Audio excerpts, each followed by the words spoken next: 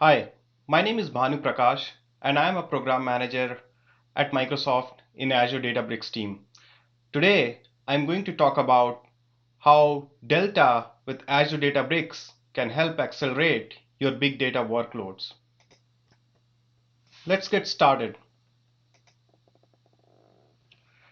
Is a lifeblood and catalyst for almost every industry vertical around the world. The amount of data collected is on a rocket ship growth trajectory. And as companies and individuals seek to capitalize these data, there are several challenges. So whether you talk about data in construction industry, data in airline, data in retail, technology, every industry wants to make use of data. But let's see some of the challenges. With so many options in the marketplace, so many technologies available, there is complexity in the solution that you try to build. While your company is trying to capture these huge amounts of data, it's not easily accessible or can be easily democratized. And with these complexities, many companies find it hard to scale and use data efficiently or build their applications around these data efficiently. Let me introduce you to Azure Databricks. It's a fast, easy, collaborative Apache Spark-based analytics platform. It provides an enterprise-grade SLA, and with simple clicks, you can create an Azure Databricks workspace without worrying about the underlying clusters and the infrastructure. As a data scientist or data engineer, you get to use the best-in-class notebooks. It's very well integrated into the Azure ecosystem with built-in connectors with Azure Storage, Azure Event Hub, Synapse, and so on. And you take advantage of scaling without limits on Azure. It's built on a trusted and secure cloud Azure, and you have got built-in role-based access control at different levels. When we talk to customers, they have primarily three common objectives. They want to extend to untapped data sources as part of modern data warehousing. They want to get ML and AI to get deeper insights from their data as part of advanced analytics. And they want to get these insights even in real time, faster, data coming in for telemetry from construction equipments and so on. So if we take a broad level use case, Azure Databricks has been widely adopted among different industry verticals for plethora of use cases. I won't go into each and every detail, but at a high level, if you think about retail, Azure Databricks is used in consumer engagement, in the industrial IoT, security, and so on. So it's a lot. Now let's talk about from an architectural perspective where Azure Databricks fits in your end-to-end data pipeline. On the left, we start with data coming in from different sources, structured, unstructured data coming in from your business applications, coming from IoT, sensors, real-time streaming data. So you use Azure Data Factory to ingest data from different sources, and it supports more than 90 plus data sources. And you can move that data to Azure Data Lake Storage as part of store step, the second step as part of landing. Or for real-time streaming data, you would do that, stream that data through Event Hub, IoT Hub, or Kafka available through Azure HD Insight. Once the data is landed, then you want to prep, clean, transform, and enrich the data using Azure Databricks. You go further beyond by using MLflow to manage the machine learning lifecycle and deploy ML model. And you could also deploy those models on Kubernetes or through MLflow advancements, which takes care of the model deployment. The data can be then loaded into operational databases such as Cosmos DB or SQL DB to power the apps that your business users will use. Or you could load the data in Azure Synapse, uh, the data warehouse technology, and then visualize data through Power BI or build reports based on the data. So now that we know the end-to-end holistic picture, this is what we'll be talking about through the rest of the session. We talked about the data lake where the data is coming in from different sources. Now, if you want to really make use of the data in the consumable, efficient and consistent manner, you would have heard about Delta Lake. So I'm going to talk about the structural transactional layer in depth that's truly reliable, consistent, and highly performance data lake, which is called Delta Lake. And I'm going to talk about the new low latency query engine developed that is 100% compatible with Apache Spark. And then these enable high performance analytic at scale for virtually any use case. Let's talk about Delta Lake, what it is. Now, a lot of you would have heard or already familiar with Data Lake and why Data Lake became so popular. If we look at any enterprise or talk to executive, we hear about two things: digital transformation and data driven. Digital transformation helps for improving customer experience, internal efficiency, or optimization based on your domain. This adds more data, and being data driven means being able to analyze more data. How have enterprises gone about to meet the above two is by building a data lake. By doing that, they are able to utilize the economical rate of storing data in the cloud storage and being flexible enough because no fixed schema is required upfront or schema is enforced as part of landing data. With these advantages, there are few deficiencies as well that's making it almost impossible or painful for customers to take advantage of these data. The first one is a reliability issue, and the second is a set of performance issues or challenges associated. And Delta Lake addresses these deficiencies of Data Lake by bringing reliability and performance at the same time providing the same economical cost and flexibility.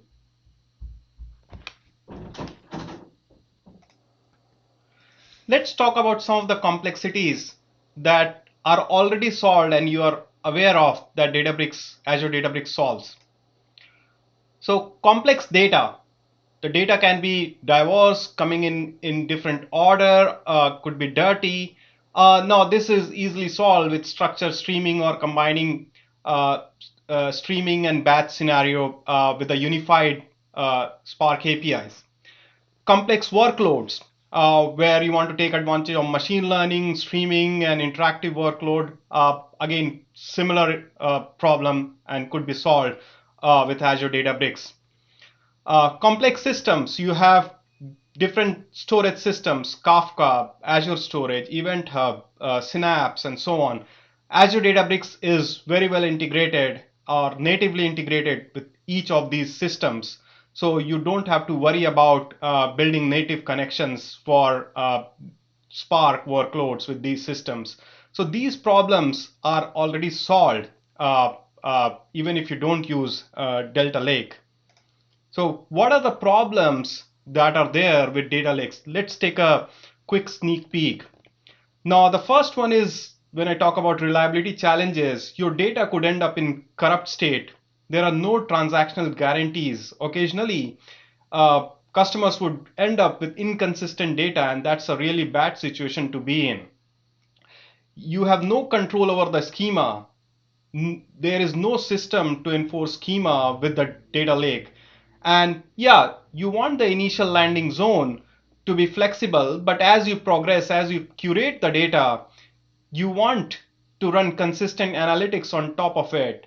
and traditional data lake didn't have any schema enforcement. There is lack of consistency. There is no way while you are reading data, you want to write the data as well, and as a result, you will get inconsistent results. So you have to build your pipeline to be really sequential to meet this. You can't build parallel pipeline reading and writing data at the same time, as you would end up with inconsistent results. Now, there are performance challenges with data lake. In a streaming world, you would end up with lots and lots of tiny files. That has a lot of overhead with just closing and opening the files than actually reading the contents. Or your poor man's partitioning when you have high cardinality columns or data has multiple dimensions. That again leads to performance overhead. So let's introduce Delta Lake that brings reliability, consistency, and performance to the data lake. It's a new standard for building data lake in one sense. It's open source, open format Parquet, and fully compatible with Spark. You just have to use dataframe.write.format Delta instead of Parquet to convert your table or write your table as a Delta table. Under the hood, let's see what happens. So we keep version of Parquet files. Parquet is just a file format like JSON, Avro, and so on. We keep versions of the Parquet file, build transaction logs, and add additional stats or indexes for performance improvement. What this enables is ACID transaction. Now, if you think about ACID transactions, if you go back to the promise of data lake, the promise is that central source of all data needs to be democratized, shared, accessible by employees across your whole organization. Traditional data lake and Spark didn't have concurrency, but because we have version files and transaction log, we can now promise ACID transaction guarantees, which enables simultaneous read and write on all your data. Now, how many of you have tried to update data lake? Especially in case of GDPR requests to delete a data, you essentially have to read the data and rewrite the whole data. This is extremely painful. You can't do delete, upserts, merge. All of that is now fully supported in Delta Lake enabled by ACID transactions. And with this, it also enables unifying batch and streaming data. You don't have to have separate pipeline because you can take advantage of parallelism using Delta by avoiding creating Lambda or separate pipeline architectures. So it's very simple. Another problem with data lake that I talked about briefly was, your data lake would become a swamp of bad data or data with no quality because it lacks schema enforcement. Delta provides you ability to enforce schema and also evolve schema, allowing you to set guardrails, but also be flexible when you need it. So you can start from raw stage, which has no schema, to fixed schema, to evolving schema. The third and the most important is the efficient upserts that we talked about. That is, again, if you want to update a record in case of GDPR and so on. The next one is time travel. Delta keeps journal. As a result, it allows you to go back to a point in time, a snapshot of data. This has lots of use cases that we'll be covering shortly. The next two benefits, file compaction and Z-order partitioning, is something uniquely available with Azure Databricks, and we are going to talk about it in detail. So let's start with time travel. As you see in this case, what I am doing is select count star from my table timestamp as of a particular date. What this basically gives me is the data from my table as of September 1st, 2019. As of January 1st, 2019. Or I could do current date -1. I could also go ahead and go back to a particular version of the data from that date. This has multiple applications. For example, you want to use it for auditing or debugging or rollbacking and so on. Before we go into these applications, let's take a look at how exactly it works. On the left, what you have is a transaction log. Each JSON file that you see here, 0.json, 01.json, represents a particular commit. And the data is, if it is partitioned in a particular folder, is represented as a Parquet file under the hoods. Now, if you see on the right, the new transaction, so 0.json has two Parquet files that are added. And then in the next commit, say you remove two Parquet files and add a new files, that's what your data requires. And these operations are sequential in nature. So if you refer to the 0.json, it would show these two Parquet files being added and 01.json as the set of these three operations. And that's how it enables time travel to go back to a particular point in time, because all of these are sequential commits. So let's talk about audit history. If you see, but just by doing a single describe history, you are able to retrieve the timestamp, the user ID, the username, the operation that was performed, the notebook, the cluster on which the job was run, and so on. Now, these are super valuable information, especially for compliance or just maybe debugging. You want to see which notebook this job was run on. Or you want to, for compliance reasons, understand who ran this particular transformation. Now let's talk about data reproducibility, which is again a time travel application, time travel benefit. Now, what are the use cases? Why do you want to reproduce the data? There could be many. One of the examples could be with machine learning. Now, if you want to track machine learning models, track the ML model drift, the accuracy as it is changing time, you could go back to the time and then look at how the ML model accuracy rate was at a particular point in time, and using that as a baseline, you can calculate drifts, because now you have data snapshots at different point in time, and you may be already using it for even debugging purposes. So you do the same thing, which is select count star from my table as of a particular date, as simple as that. Now you could even roll back. So one of the cases we talked about was for GDPR. Say you had a bug where it deleted a user information, and now you have to fix that pipeline. Without Delta Lake, you have to rerun the whole operation, like read the data and write the whole data, going back the entire pipeline. With this, because it supports upserts, you just update using insert into and using timestamp as of that date, and roll back to that point in time.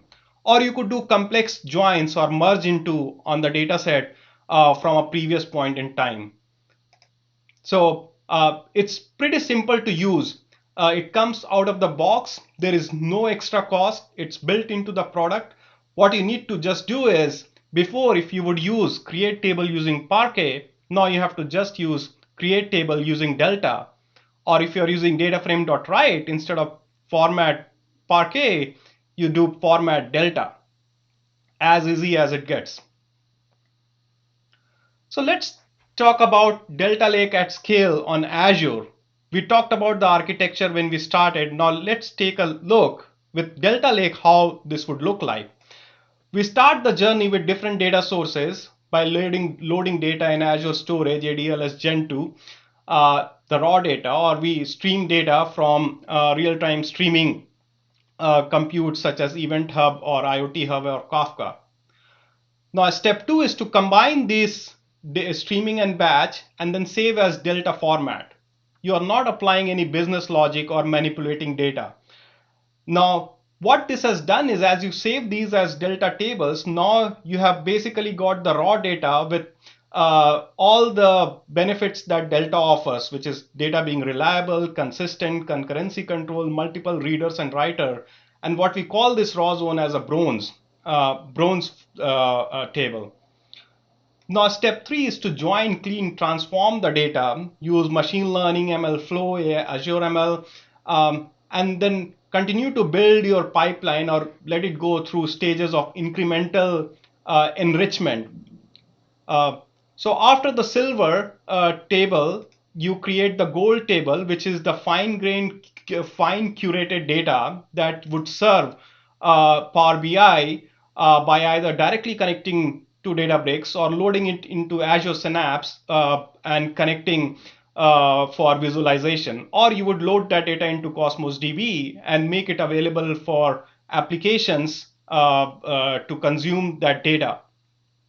Now, this bronze, silver, gold is not something you have to follow. It's just a way to show that there are individual stages of incremental improvement or curation of, not improvement, incremental stages of enriching data, and being supported in Delta Lake or being available in Delta format. Each stage takes advantage of the consistency, reliability, and performance.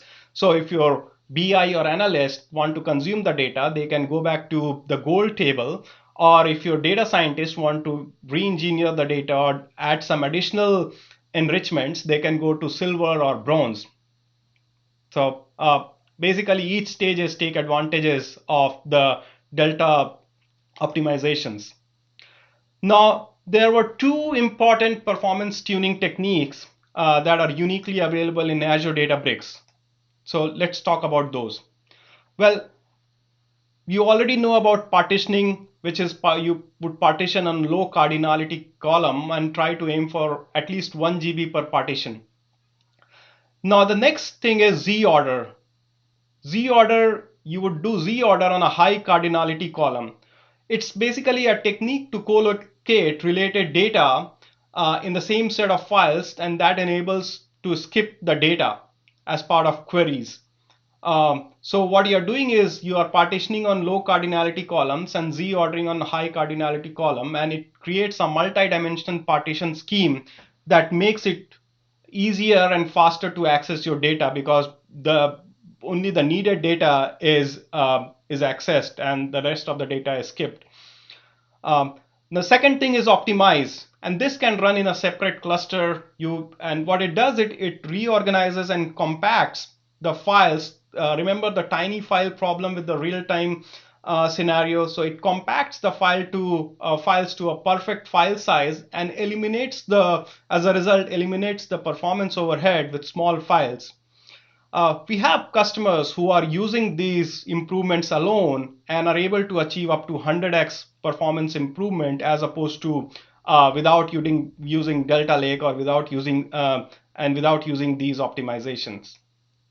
So let's take a look at a demo quickly. So let's take a look at this demo. This is a data set. This demo is based on a COVID-19 data set made available by Johns Hopkins. It's data being publicly available. We have also made this notebook available on this GitHub account. By no means take this information as accurate or a scientific fact on the data. Of course, the performance optimizations that we will showcase, those are your key takeaways as part of this demo. I'm not a health expert or a doctor. My sole purpose is as part of this demo, to showcase the performance optimizations that you would achieve with and without Delta Lake. So this data set is actually available in the default root dbfs on Azure Databricks. So if you run this command, Databricks datasets, these are the different datasets that are available for you to just get started. And the COVID dataset is something now also available as part of the root dbfs. It's a default storage that we mount on Azure Databricks Workspace. And so you don't have to do anything. It's available, and you can run this exercise as part of this demo. So the first thing that I do is basically ingest the data, clean the data, and merge the data. From January to May, this data is available even beyond, but in this case, I'm running this demo only for this 5 months. Now I won't go and run as part of this. I have already run, since it takes some time. I have just run it in advance. But if you want to take a look, this is the notebook that does all the ingest, merge, and so on.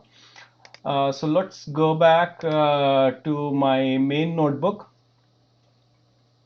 The first step after the data has been cleaned and merged is to take a inspect the data. So let's come back.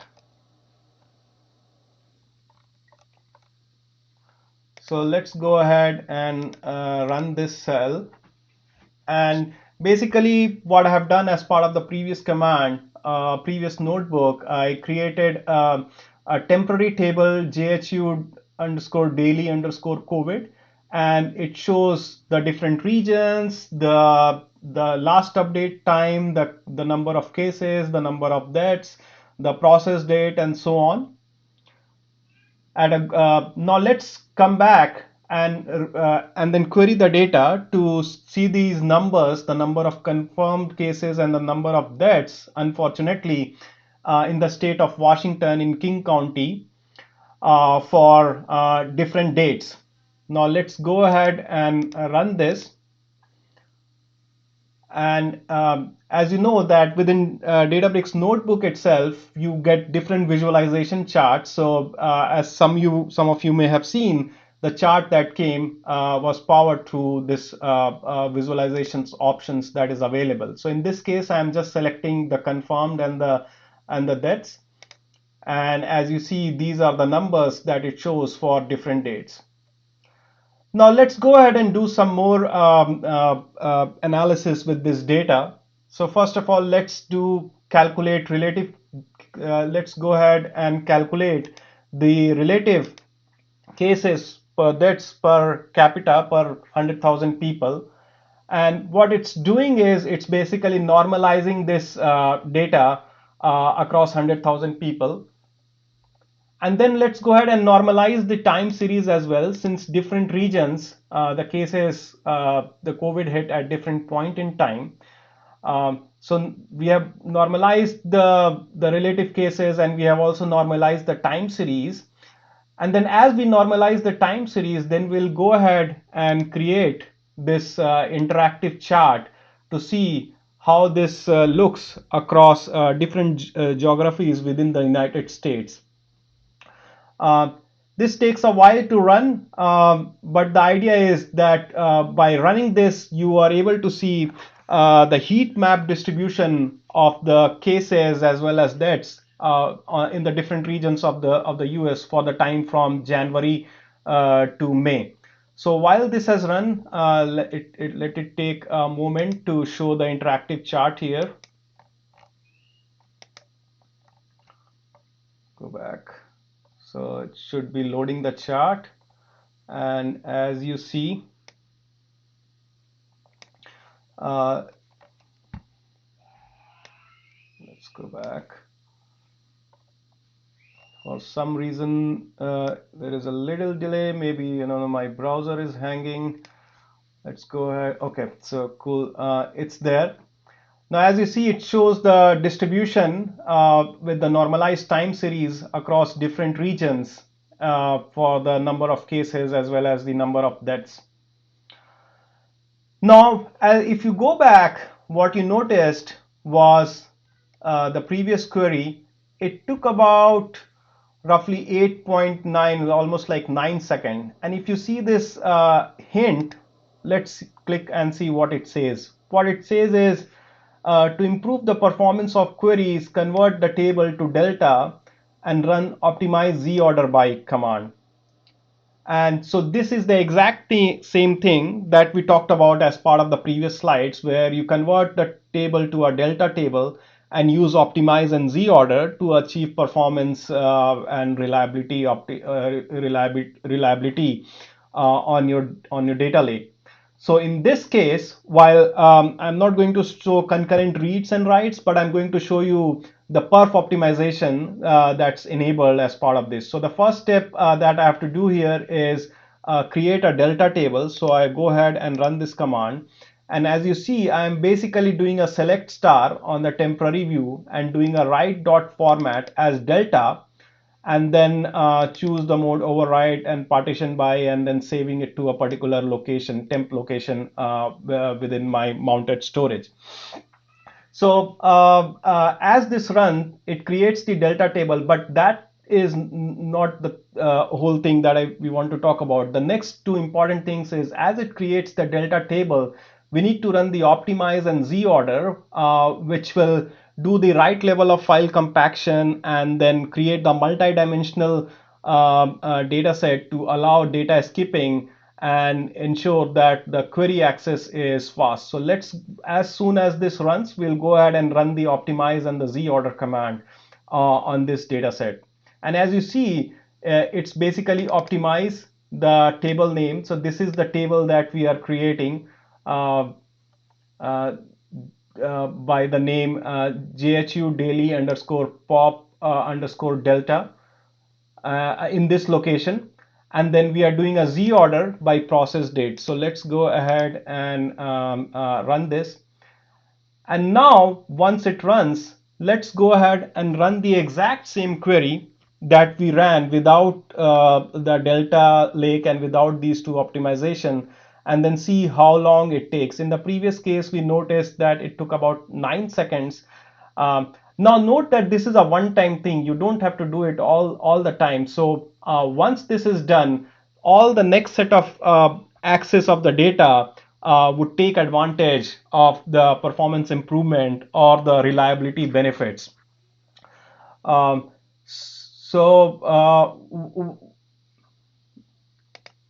it's running, let's take a look at the previous runs that I did. In the previous case, as you noticed, it took about 0.67 seconds, and it's effectively plotting the same graph from January, in this case from March to May, for the ratio of confirmed and death cases for the state of Washington in King County. So as it ran, I'll go ahead and run this because it's pretty snappy. As you notice, this just ran in about 1.9 seconds. Let's go ahead and give it another try. And in this time, it took about 0.3 seconds. It's pretty snappy, taking advantage of some caching benefits. And then now it's pretty consistent around this 0.3 second. Here is the old query for your reference. Now let's go ahead and run the exact same thing. And in this case, let's see how long it takes, even the fact that I ran this query previously. So as opposed to 0.3 seconds, this took about 9.3 or 10 seconds. So we are seeing quite a drastic performance improvement as part of these optimizations. Now, as we saw in the demo, some of the performance tuning, that's not the end. We have got more. And I would like to introduce you to the brand new Delta engine. Before I go into that, let me talk about some of the optimizations that has been added as part of Spark 3.0. There is the adaptive query execution that changes the execution plan at runtime to automatically set the number of reducers and the join algorithms. What we notice that majority of the clusters that customers use have to set this manually. Now with this adaptive query execution, this all happens at runtime, dynamically taken care by Spark SQL Engine, so you don't have to worry about it. There is this optimizer hints that we saw with the electric bulb on the notebook. There is improvement in the query compile time and dynamic partition pruning. I would urge you to see the Spark Summit sessions to know more about the Spark 3.0 optimizations on these ends. Now, going into the Delta engine, let's understand some of the motivation. As hardware continues to improve or improve, the software can take advantage of these improvements, and this is what exactly the motivation for Delta engine. Now, if you take a look at the storage from 2010 to 2015 to 2020, it has improved by 10x every 5 years. The same goes for network as well in terms of the bandwidth speed. in terms of the CPU clock speed, it has remained the same. However, there are areas where CPU innovations have happened.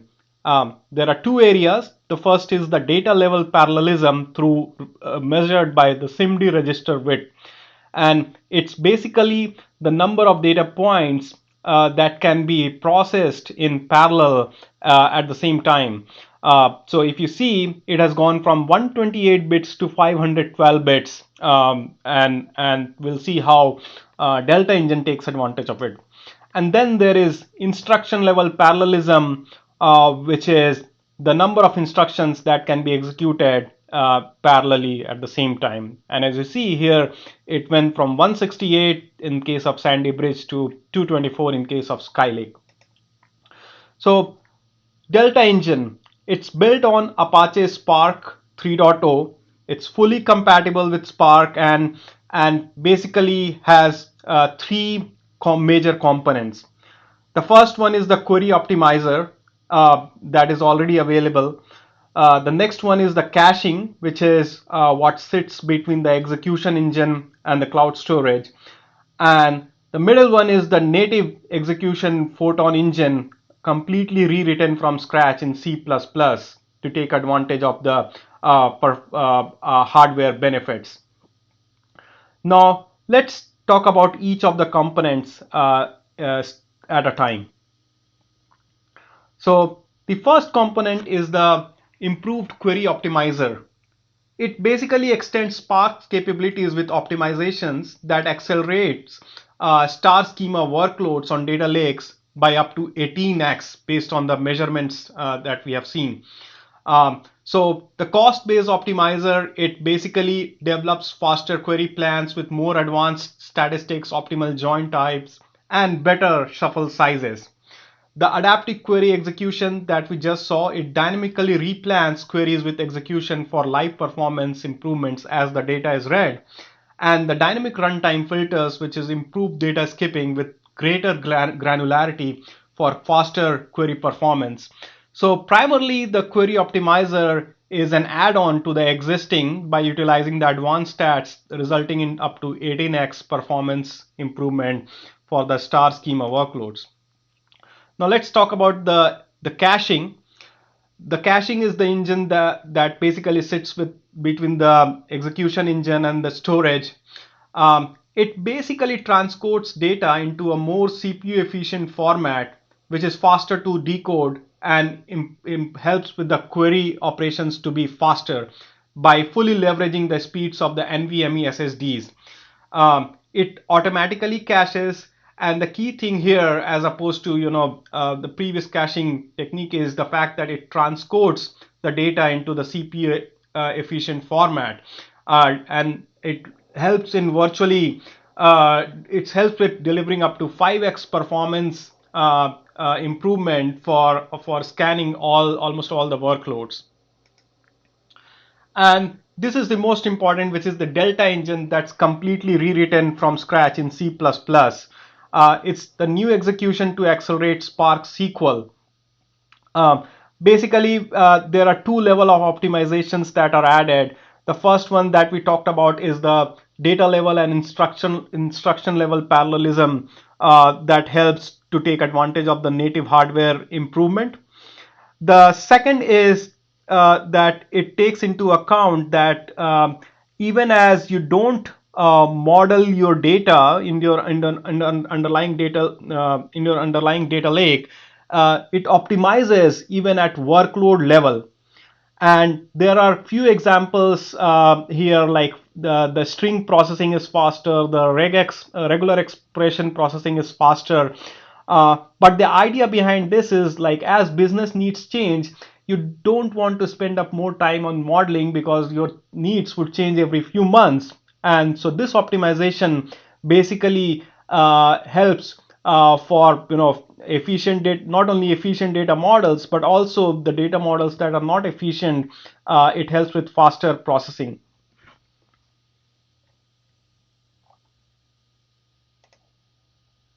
Now, basically, we have run this, as part of independent analysts have run this TPC-DS test on 30 terabyte of data. And on the right, what you see is the OSS Delta Lake with Spark 2.4. And if we take that as a baseline and come to the middle, we have open source Spark with 3.0 using Delta Lake. And there is a 2x improvement on the TPC-DS test times. Now, if you move further with DBR 3.0, which is Spark 3.0, there is a 2x improvement even further. And then with the Photon engine, with leveraging all the hardware innovations and the software innovation of writing it in C++, it's even 4x improved in terms of TPC-DS query times. So that means that you are effectively coming from like 51,155 in seconds to 3,220 seconds. That's pretty massive. So you can try this out, all these improvements, and I'll be talking about this here. So Delta Lake, we talked about Delta Lake brings reliability to your data lake. It also brings consistency and performance. It's the open source. It's open source. Delta Lake is open source and can be used with any other Apache Spark service. The new Delta engine extends Apache Spark 3.0 to the next level of performance. And you can try it out today. I have given a short URL, aka.ms/learn Azure Databricks. With that, thank you and see you next time.